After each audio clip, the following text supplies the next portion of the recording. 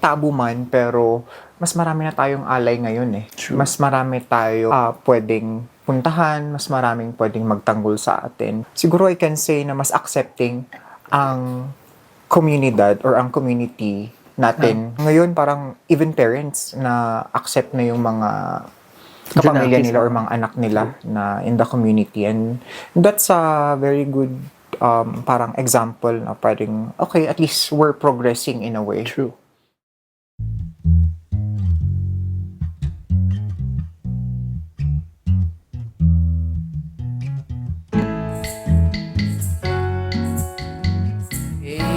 Kita naman ako. Okay ba ka? Naka-record naman. Wala, kumulog tuloy. So hi guys, welcome back to another episode ng discussion natin. So this is the last episode for our Baguio pop-up or Baguio film viewing. So before we begin, Ken, can you just first question is and ano yung na-feel mo after watching the film, thoughts about the film? But before you do that, please introduce yourself and tell me what was your thought or what were your thoughts sa film? Hi everyone, I'm Ken, a teacher and a mental health advocate. First thought, Or reactions or something? reaction, like, wow! Sarap. Hindi, like, parang grabe, no? Buhay ng pagiging bakla. Parang, revolve siya sa may magmamahal lang sa'yo kung may bayad. Oo. Oo. Kailangan mo magbayad para mahalin. Ang Yeah, sakit. yeah. And that's the reality na most of our brothers and sisters are In the community, experiencing yeah. in the community, and it's so sad. Unfortunately. Parang ang hirap maghanap ng genuine, yung parang walang bayad. True. Walang kapalit. Diba? Oo. True. Like, parang in your dreams, parang ganun lang. Oo. Pag, yeah. Oo. Looking at the film. Nakakalungkot actually, naisipin na nangyari yung nangyari, na may mga ganong pangyayari. And I hope kung saan man yung mga characters sa film, I hope sana they're at peace, and na sana nasa happy place sila ngayon. Oh, okay. With all the rainbows and unicorns. Truly, yes. Okay. Second question, Ken. How do you think is the LGBTQIA+ or the rainbow now, comparing now from before? Ano yung may difference ba from the past and the current situation? Parang, what's the difference between the LGBTQIA+ or the rainbow community? Siguro for now, mas open. Kumbaga, the tabu, may tabu man, pero mas marami na tayong alay ngayon eh. True. Mas marami tayong pwedeng puntahan, mas maraming pwedeng magtanggol sa atin. And siguro compared to the situation before, siguro I can say na mas accepting ang komunidad or ang community natin ngayon compared to their community before. Alam mo yun, na parang ngayon, parang even parents na accept na yung mga kapamilya nila or mga anak nila na in the community. And that's a very good parang example na parang, okay, at least we're progressing in a way. True. Yeah. Okay, next question. If you are if you are part of the LGBTQIA+, parang whether you are part or you show support to the LGBTQIA+ community, how do you show your support to them? Parang ganun. In your simple ways, parang how do you show? Can I give an example? Yeah, definitely. Go ahead.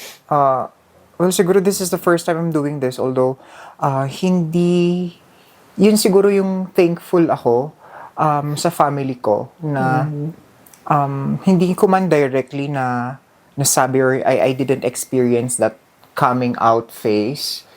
Pero I know for a fact that habang nag-grow talaga ako, parang okay, sige, this is me. I'm part of the rainbow community. I'm bi actually. And bi pa rin naman hanggang ngayon. Na 'di ba, yun kasi yung isa sa mga problems ngayon na parang na-discriminate yung mga bi. True. Na parang transitional phase lang yan to becoming gay. Oo. Pero I can firmly say na parang never namang nagbago yung gender ko.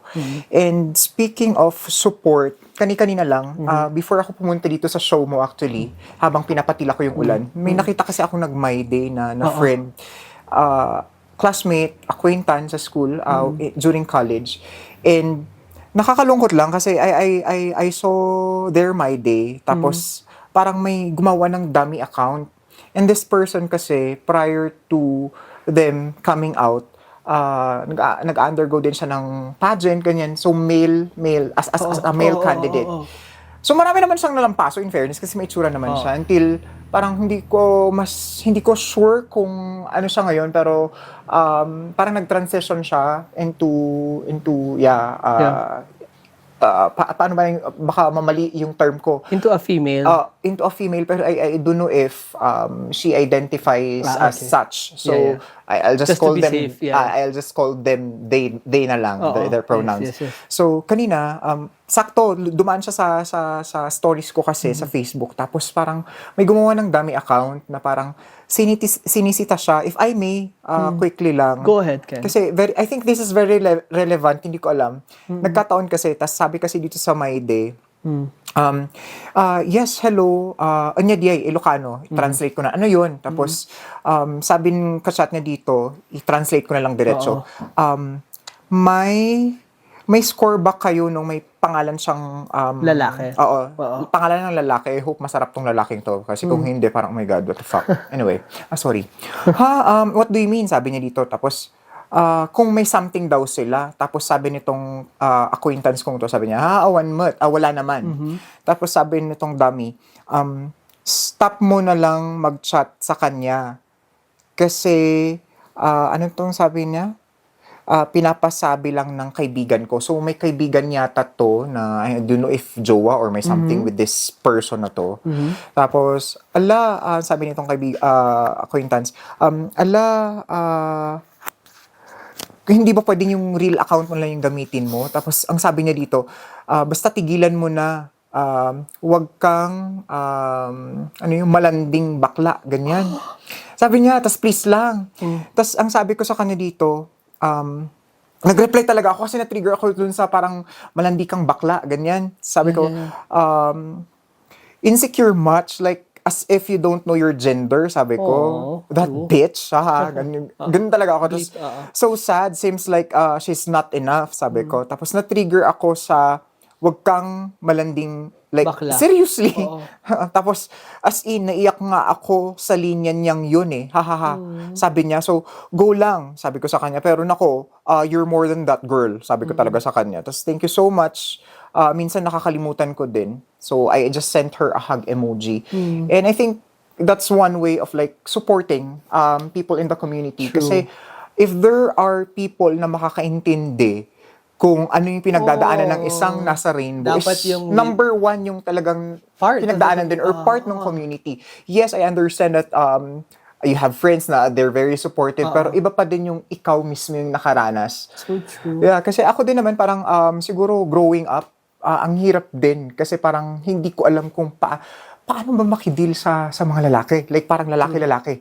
Ganyan. It's only now na siguro I have that confidence kasi teacher na ako, I don't have any choice. And by confidence, I mean, hello, it's my first time handling an all-men class. And as a PE teacher, ang hirap nun. Kasi brusko silang lahat. Pero you know what's good thing about being a teacher? Na may respeto ka sa sarili. I mean, hindi ko na sinasabing walang respeto sa mga sarili ang mga LGBTQIA+, but napasayo ko silang lahat. Wow. Na without alam mo yung mga brusko-brusko sila, pero talagang they're obedient. Sabi ko talaga, you need to dance. This is PE and it's part of your requirements, so you have to dance. Ayun, so parang yun lang. I hope yung simple lang na, I'm here I'm here. True, If you need somebody to talk to. And hindi ko in-expect na yung reply niya is thank you, na parang hindi niya pa na-realize na they're more than that. Oo. Yun. Nakaka-proud lang. Sakto-sakto. Grabe. Wala to sa plano. Wala to sa script. Diba? Hindi to scripted. Diba? Ang ganda kasi parang, how do I say na parang, sometimes, diba, kanina rin with the earlier conversations, narinig ko na parang, yung sinasabi nila na struggle nila, parang ang mas masakit, sabi nila parang okay pa na from the straight sorry, I label straight community pa yung mag-down sa'yo or something. Pero yung the fact na within the rainbow community pa yung magda-down sa'yo, which makes it more painful. Kasi parang sinasabi nila, parang, di ba, we're a community, bakit parang wala namang mas mataas or anything kasi we're all equal. Parang, yeah, so parang, Yeah. oh. I get it. Yeah. Diba? Oo. Okay, sige. Okay, just another personal question. Parang, what is your struggle as a part of the rainbow? And paano mo siya dinideal or kino-conquer as of the moment kung you're still struggling with it? You don't need to say it naman kung ayaw mo. You can say no. But if you're okay, tell us how are you coping with it or if it's nalagpasan mo na or anything, how have you coped with it? Parang ganon. Okay. Aside from discrimination, which is normal, although hindi ko na na-feel yun kasi with my personality, parang subukan nyo lang, Oo. ganyan. Pero siguro I would just like to go back sa unang answer ko kanina with regard to being bi, na parang pag linabel mo yung sarili mo or pag sinabi mo kasing bi ka, nandyan nga yung, parang, transition mo lang yan, magiging bakla ka din lang in the future. Oo.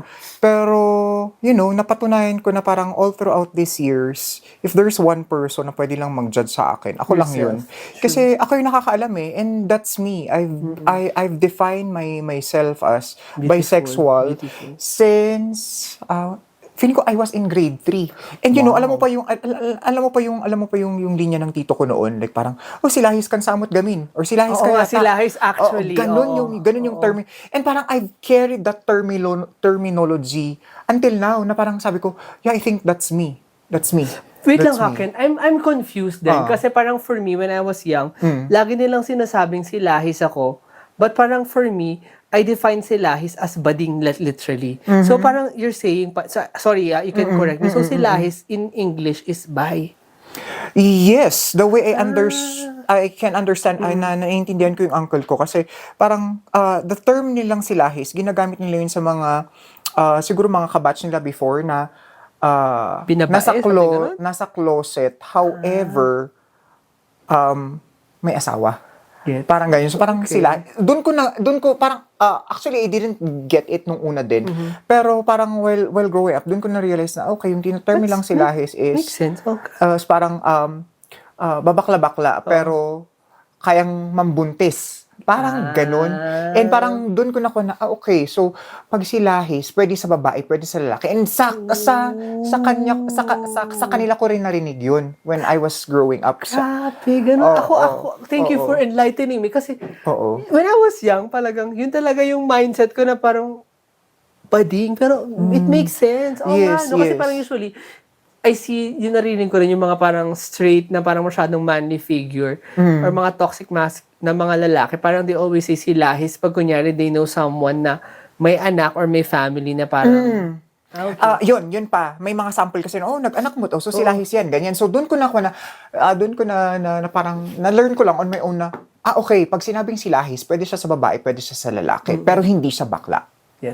Ayan, Hindi so- lang siya para sa lalaki. Parang Yeah. he can go both ways. And siguro another struggle in relation to being bi is yung ayaw kong nalilabel akong bakla. Oo, actually, nagagalit talaga ako. Like, nagagalit talaga ako pag, for example, hindi ko close. Oo. Hindi ko close. Tas, uy, bakla! Uy, Bax!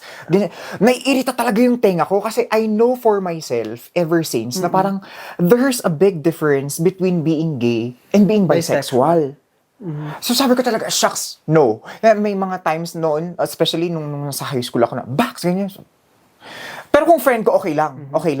Pero alam mo, Bax, nakaganyan talaga ako. Until siguro parang, sabi ko, bakit ako mapapa-apekto? Alam ko naman na yung sa sarili ko na ever since. Napanindigan ko naman yung pagiging bi ko actually.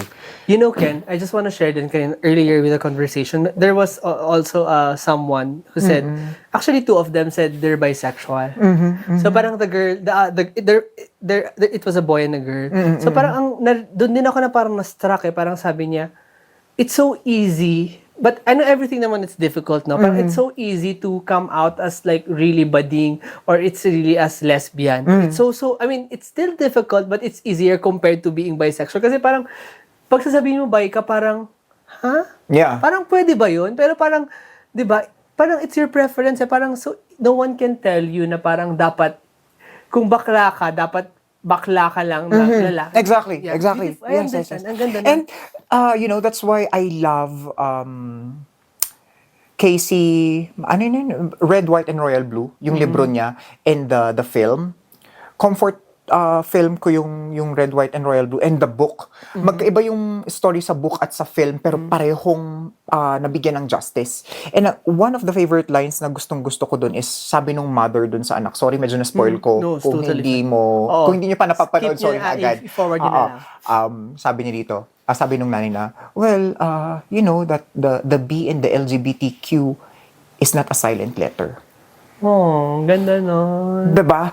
Naiyak talaga ako doon. Ganda. Kasi parang, laging, parang, alam mo yun, parang nawawala yung B talaga na parang, sabi ko, shucks, ang sakit nun, actually, ang sakit nun, na parang mas makasalanan ka pa kung naging bi ka, ganyan. Parang, ano ka ba talaga, ha? Or Make up parang- your mind. Parang, pero, no eh. I strongly believe na parang, no. You cannot question somebody's Yeah. preference. No, that's their choice eh. Yeah. Parang it's something innate sa'yo. Parang ikaw lang makakasabi nun, di ba? And siguro if I will put an additional explanation to my gender, that is, siguro, mas malakas lang kasi yung side ko na na-attract sa same sex. However, may attraction din naman ako sa females. Yes. And I just got my heart broken actually. But anyway, yeah. Ganon. Diba? So sabi ko, see, I'm still bi. Kasi parang yung feeling nila, boy pa rin ka naman ng boy. And so, I still identify as bi. So Ken, I'm just so curious, sorry, no? You don't need to answer this. Yeah. So in the future, for example, you're willing to have kids? Yeah. Actually, I'm envisioning myself na like having little Kendricks. Ayan. Yeah. And parang, it's the first time, like, speaking of that heartbreak, sabi ko, shucks, it's the first time, I never imagined na parang, like parang, di ba kung sa atin, normal lang yung parang na-imagine natin, sinesexualize natin yung guy, ganyan. Never that it occurred to me na, mai-imagine ko sa babae. And parang alam mo yung hiyang-hiya ako sa sarili ko. May full respect, no? Ganun ko rin nirespeto yung itong babaeng gusto kong to. Kasi parang, nahiya ako. Parang sabi ko, shucks, never, I never felt horny with although siguro sa akin din parang sobrang taas din siguro ng standard ko when it comes to dating females. Yeah. Pero parang sabi ko, shucks, female version ko tong babaeng to. And parang never, tas syempre ngayon parang sa bago kong place, alam mo yung parang, nagugas ako ng pinggang ganyan. Tapos sabi, shit, bakit ko na-imagine ang marriage with that person? Beautiful. Tapos sabi ko, shucks, bakit ko na-imagine na parang possible na magstay kami dito or pwedeng we will be raising our children. So, parang shucks, parang no. Sobrang nahiya ako. Yeah, sobrang nahiya ako. Pero, siguro for now, parang it's best if like parang, kasi wala biglang nawala yung Sparkle? not the sparkle, pero siguro yung communication. I don't know if na-feel din niya. I Pero don't know. sorry, last na to. I know this is so personal, but were you vocal to her about your Not yet. Preference? I mean, like, she knows. She knows that I'm bi. okay, She knows that I'm what was bi. sorry ha, I'm just so curious. What was her reaction? Siyempre, supporter That's so siya nice. ng That's so nice. community. That's Pero as beautiful. regards to yung feeling ko towards her per Having a se, family, ganun. no, I haven't opened it up That's- yet. I was Ang supposed to, ganda, kaso ang yun ganda. nga, parang, Galing. Alam mo yun? So parang, I appreciate you, Ken, kasi parang, sometimes, di ba, parang there are people who are dating, pero parang, they tend to tell the truth when na-caught na yung situation, na parang, they cannot, how do I say, parang, for example, nagustuhan mo siya, tapos na, ikaw, before you, kahit hindi pa siya nagsa-start, parang you bluntly said, I'm bisexual, and it's so nice kasi, you know, parang, you wanted to, so feeling mo, sorry Ken, I'm all over the place. Parehas din kasi kaming open book, kuya. Like parang, that's di ba? beautiful. I It's understand. like, parang dali lang naming mag-open. That's beautiful. Because in a way, sa kanya parang ang dami ding trauma. Actually, she came from a very abusive relationship and all. Ganyan. So, okay, I get it. yeah. And hindi ko rin alam. Tapos parang, she's the second woman na I fell for. Cute. Actually. Kinikilig ako. I mean, alam mo yung the last time I fell for a woman was 2014 pa. High school? College? Nasa college na ako nun. Pero wrong timing ulit yon kasi yun yung kasagsaganan ng breakdown ko nun. Okay. Tapos eto, hindi ko alam. I don't know what happened. Pero yeah. I hope you find happiness, whatever that would be for you, no? Okay. Second or third to the last question, Go parang, lang. what do you want to tell to your community, to the rainbow community? What message do you want to say to them? Also, yun muna. To our community, what do you want to say to them? Even, parang message lang if they're struggling, or parang just words of wisdom na natutunan mo in your life, or parang whatever you want to say to them, what do you want to say to them? Well, to the community, if there's one thing that I would like to emphasize, that is, you matter. Oh, And that so true. you are seen. Hindi kayo nag-iisa. Like, you will never be alone. Just be true and be you. Lagit-lagi. And you need not to cover yourself or be somebody else just to belong. Because if you're true and you are you to yourself, then the right community will find you. True. You will attract them. No? Yeah. Oh, beautiful. And you need not to please anybody. Like, just be yourself. Be yourself, be true, be you. Lagit-lagi. Oh. Always. Okay. Second to the last question. What do you want to say sa mga tao na nagsusupport? Ito na lang muna. Yung mga tao na hindi part ng community and medyo confused pa sila sa support. Parang what do you want to say to them? It pays nothing to be kind. Yun lang. Kindness is free. So, huwag na nating ipagdamot. Yeah. And if hindi nyo man sila tanggap or hindi nyo kami tanggap, then just be kind. Because after all, at the end of the day, we are all humans. And who are you? Charot. Okay. Second to the last pa talaga to, Ken. Message to the people na kahit hindi sila part ng community, but they still support mga allies natin. What do you want to say to them? Sana wag kayong mapagod. And may your tribe increase. Truly. Oh, last na talaga to. Magkano ang istorya ng buhay mo? It's worthless. Worthless? Oh my God! No. Wala. Paano ba yung kabaliktaran ng worthless? Priceless. Priceless, yeah. It's priceless. It's priceless, no? Walang material na bagay ang makakatapat sa kung ano yung presyo ng buhay natin. Beautiful. Okay. Sige. So guys, thank you for watching our last episode here in Baguio. So thank you, Ken, for sharing your thoughts. Thank I you, hope Kuya. you got inspired with our discussion, and hopefully we can do more so we could, build the community, right? And thank you again, and happy Pride to all of you, and catch you to our next episode sa Antipolo na to. So, bye-bye. Thank you, Ken. Thank you, guys! Yun. Picture na tayo, Ken. OMG! How was it?